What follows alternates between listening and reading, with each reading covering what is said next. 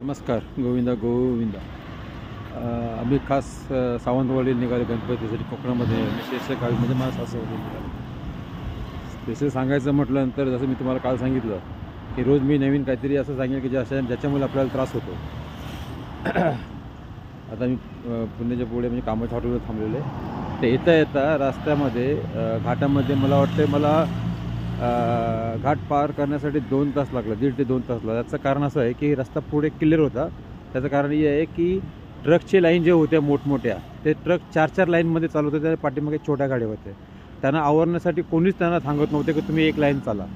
त्यामुळे गणपतीला जाणारे जे आपले देवदर्शनासाठी जाण्यासाठी कोकणासाठी जाण्यासाठी त्यांचे हाल भरपूर दिसत होते मला. म्हणजे मी सकाळी पहाटेला पोचलेलो, निघालो 5 वाजता. ते पुन्हा क्रॉस केला मी 10 वाजता. म्हणजे आतापर्यंत मी कोल्हापूरला असायला आता 11 वाजले, मला वाटते 11 वाजले कोल्हापूरला पोचायला पाहिजे. तर मी पुण्याच्या क्रॉस करून बाहेर पडले. तर तुम्हीच विचार करा कसं लोक लक्ष देतात. प्रशासन देतं आहे की गव्हर्नमेंट देते, कोण लक्ष देतं आहे. आणि त्याच्यामध्ये देवाच्या कृपेने एस टी मंडळीने एस टी भरपूर फ्रीमध्ये सोडलेले आहेत. पण त्यांच्या लाईन पण अशा आहेत की ते पण ट्रकच्या मागे आहेत. पण ट्रकला सावरण्यासाठी कोणीच नाही आहे. एक वैशिष्ट्य म्हणजे एवढं ते घाटामध्ये गर्दी आहे.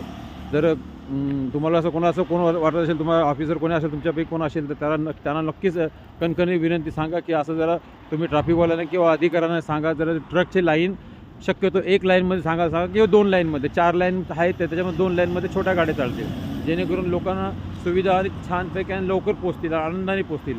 ज्या उत्साहाने ज्या आनंदाने ते घरातून निघाले त्या आनंदाने ते पोचत नाहीत. म्हणजे त्रास घेऊनच पोचतात. असं नका करू की जेणेकरून जे भक्त आहेत आनंदाने जाऊ दे आणि मजेशीर जाऊन घरी आपल्या घरी सुरक्षित येऊ दे. बस हीच माझी कृपा आहे. बस. Thank you so much. Govinda Govinda.